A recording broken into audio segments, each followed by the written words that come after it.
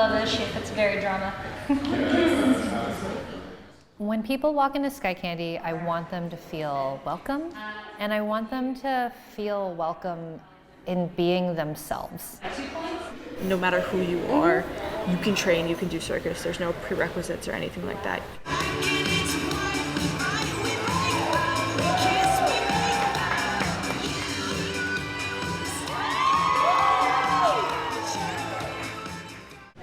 Are you Sydney?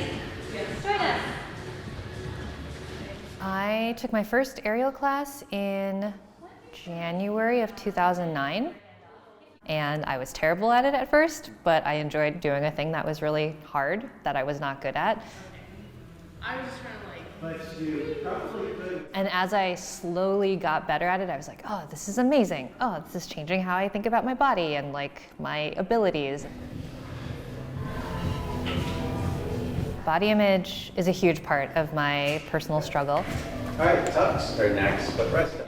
About 2 or 3 months into doing aerials, I remember looking at myself in the mirror and just going, oh, this is fine. And I had this moment of watching myself and going, you haven't thought that since you were 12. And I think I was like 24 at the time. And I was like, well, that sucks. But like also how powerful is that?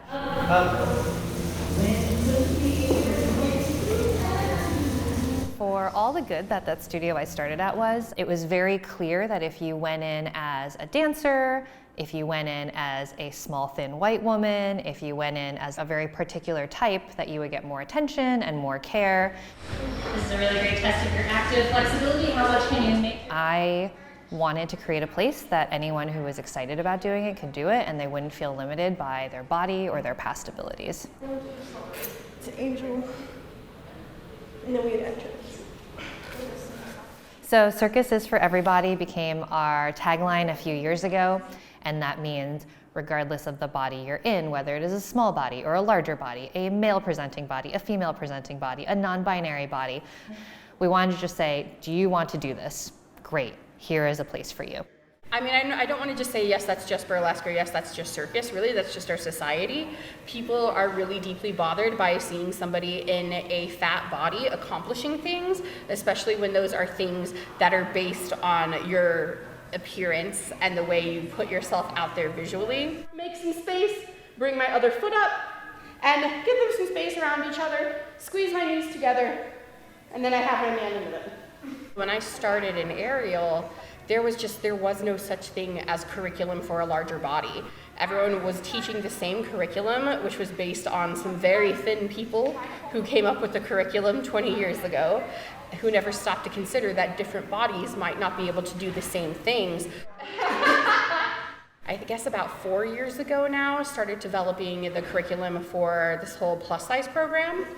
It's up to you if you want to bring this one higher or bring this one higher. I want my students to have fun and understand that they can move their body in cool, creative, and unexpected ways that they have previously been told they can't do, and in fact find that they can do them and they can enjoy them. Ginger Snaps, who is one of my dearest friends, we've been working with her on growing that program. Good. Awesome. The way we've done it is the long tail, right? Like, I would love to have a trans instructor, but I'm not gonna put out a job posting for like, hello, I need to put you in this token role. What I can do is create a space that is safe for people in all bodies to express themselves honestly. And if that attracts people who are in trans bodies, awesome. If we can create a space where people feel safe and welcome, awesome. And that person will get better at those skills. And if they're interested in teaching, then we can offer them that role. And so that's basically what's happened in our plus size program. Ginger now has some students that she's like, yes, this person is ready to be trained. And we're like, great, we're gonna support you and give you the resources so this person who is awesome can be trained, and we can further expand the reach of this program. I just really like being here. It makes me happy.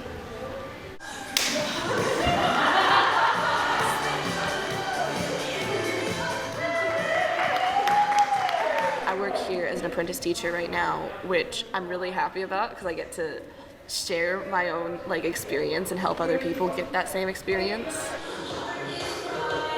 I think it comes back down to that environment of you feel like you can try these new things without judgment. Like now that you know, like it's okay if I mess up here. Like nobody's really like gonna hold me to that. When we cast our student showcases and our professional shows, it is very important that we showcase different bodies. There's an interesting line, right? Like, we don't want to go into tokenism. Welcome. Okay, so here's the thing. You're gonna see a lot of cool shit up here. It's gonna look beautiful and amazing, and you're gonna be mesmerized. You're gonna want to. I want to show and not tell. I want to show and tell, ideally, but like, I'd rather show.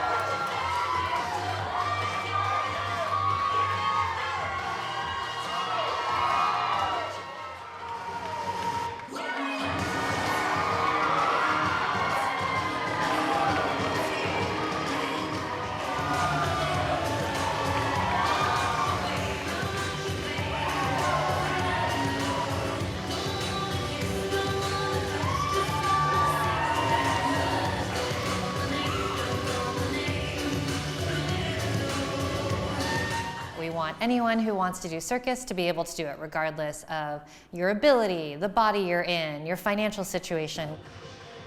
To create that kind of change takes a long time. My hope is that everyone comes in and is just like, cool, I'm here to do circus, and that they get to leave all those other things behind.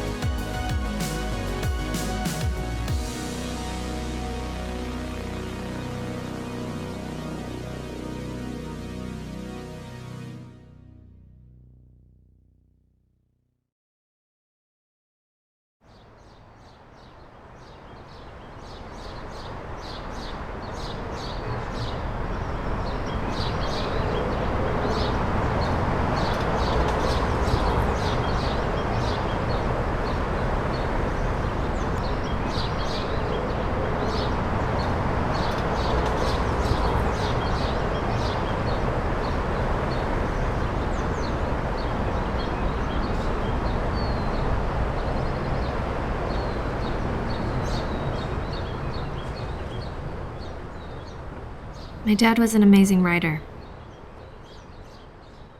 He always saw past the surface level. It doesn't feel like I'm seeing what he saw.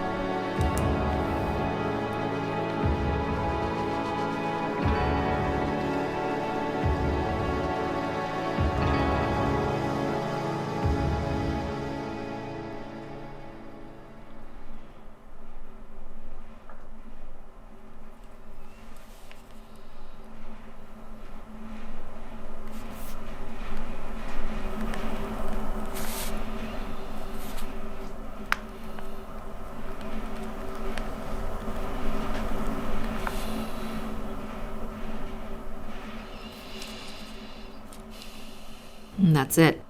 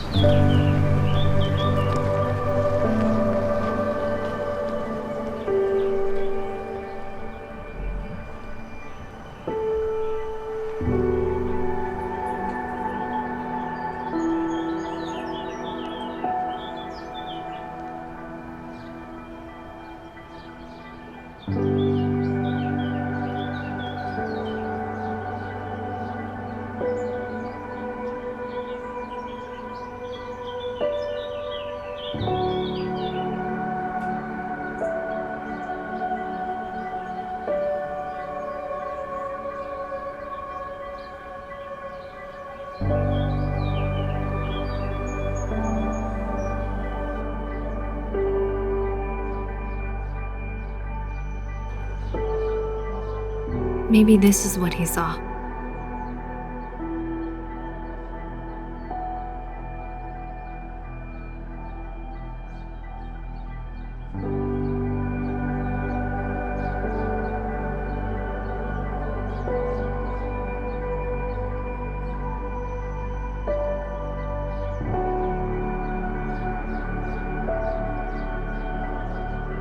Soft breeze, shaking leaves, like it moves my hand, like it blows away my pen, now lost to spirit.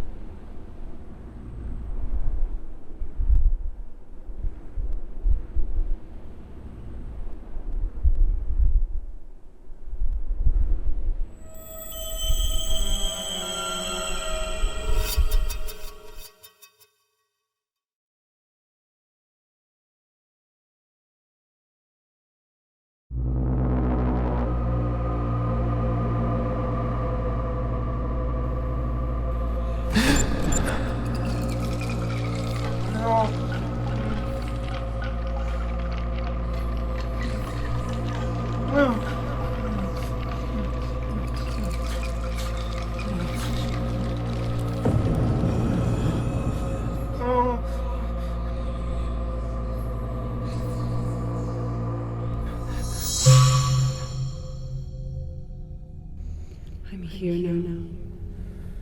Everything is going to be all right. Everyone has a dark side, Leo. It's time you faced it.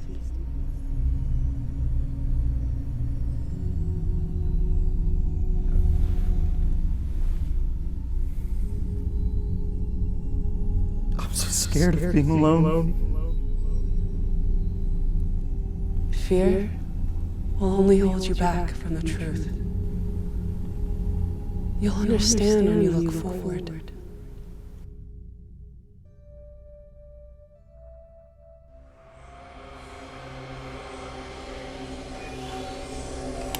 Focus. Focus. Focus. Focus.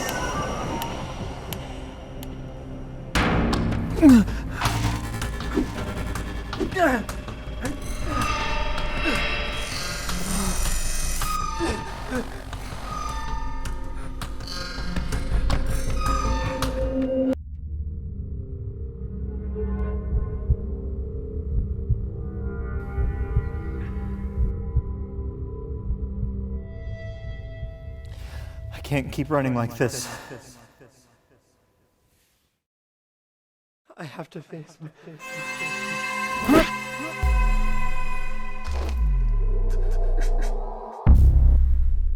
No! No, stop, please!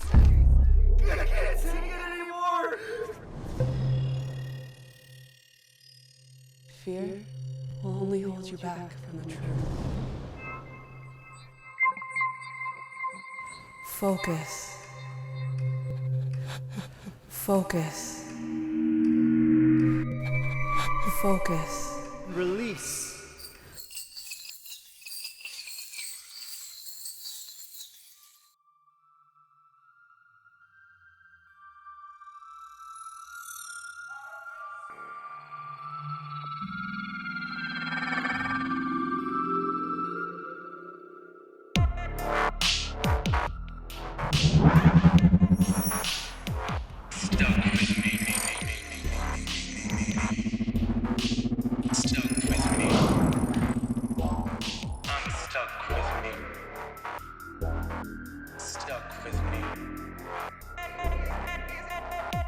The answers found are difficult, so practice kindness. I've been trying to be somebody else, but tricked up in a balance. But my mental health, I wanted to be somebody else.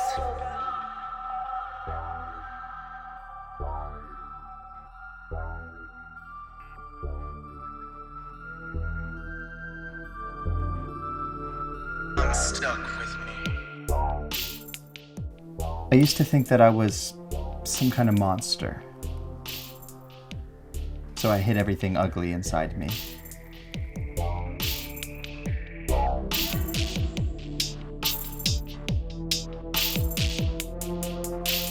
But I was never a monster.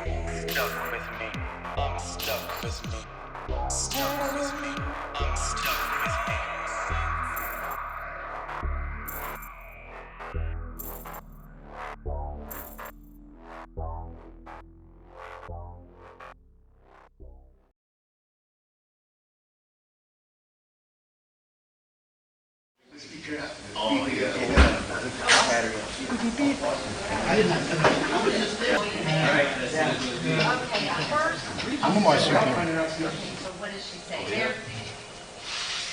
No, there's no way I had to be a marsupial. This is all Well, maybe. she told me. The way medical science is these days. She says that of the possum and one of its babies. Wait. Whoa, can you believe it? I grew up with a father who was involved in some stuff. He I grew up with an outlaw type, upbringing where you kind of like had guns all over the house and stuff like that, and it was real scary. And I would do my art, but my dad would take it and keep it, and the teachers would keep my art. And I knew it was special, but I wouldn't really. I was just thinking, I'll just draw more. I wasn't thinking about making a career out of it at the time. I just grew up in San Antonio doing that. Played football like my dad wanted me to. Fell out of that. I just couldn't get motivated for anything, because it was supposed to be art, but I was being pushed away from it. Like my father was a roughneck, so I became a roughneck. I went to the oil field, worked out there, and, proved to myself that I could be a badass or be tough, But still, the art was still in my soul, and I had to release it. And finally, I came to Austin fresh out of prison on a 2-year sentence. Could have went back to San Antonio, but decided to stay here because of the art and the opportunity. I got out in 2018. I tried to get housing, but they said you're not an Austinite, so I had to go get an ID, and get ID identification for this city, and then I became an Austinite, and then they let me stay in a halfway house for like 3 months. So I worked 2 jobs. I saved up by getting a job with the Easter Seals and Pay Setters. I saved up, got a vehicle. It goes good. Froggy Doggy gets nipped at a lot. Like everybody nips at Froggy Doggy, but nobody wants to pay $200. I want to make a print, $20 a print. I could stroke Froggy Doggy all day. I didn't have a place to go, so I slept in my vehicle for like 3 years, and then things developed with art from the streets. The COVID thing hit, and then the art from the streets thing happened about a year ago, and I've got me an apartment since. All during the whole COVID time, I was painting. I was inside, just painting as much as I could. Followed my gut instinct, which was just paint, create, and it's all just kind of falling into place. I didn't know how I was gonna sell them. I didn't even know art from the streets existed at the time.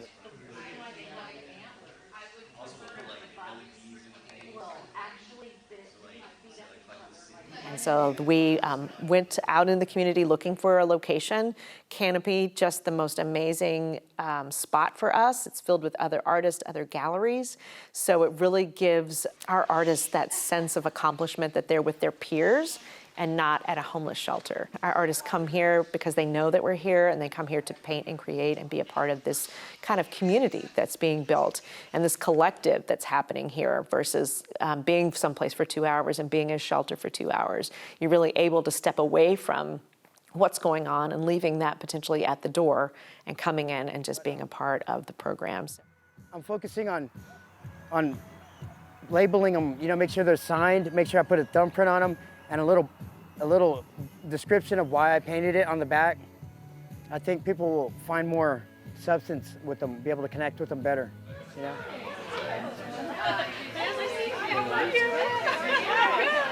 With our artists to be a part of the program, we asked them to also participate 20 different times in studio to be a part of the annual show. So we're asking them to participate and give back to us their time and energy as we are giving back to them.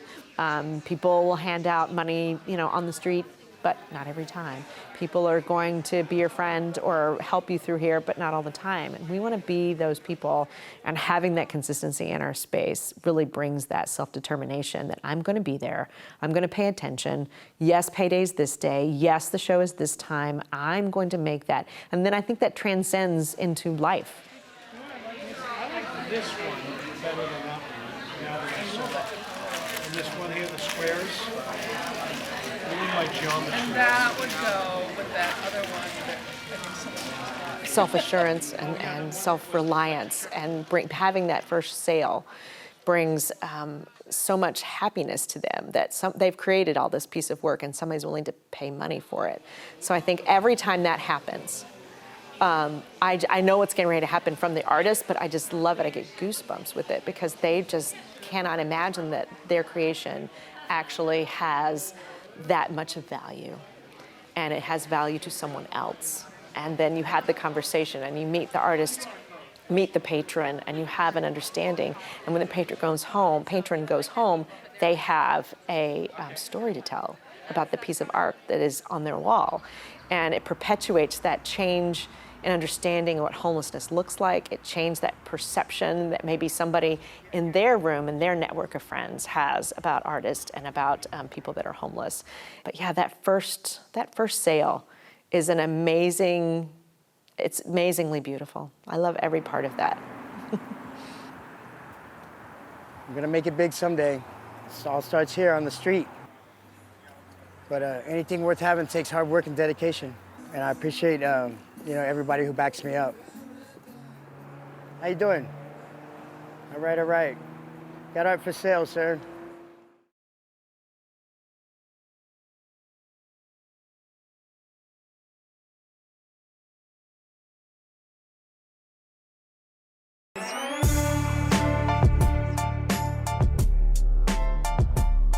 Blame me, blame me, blame me, blame me.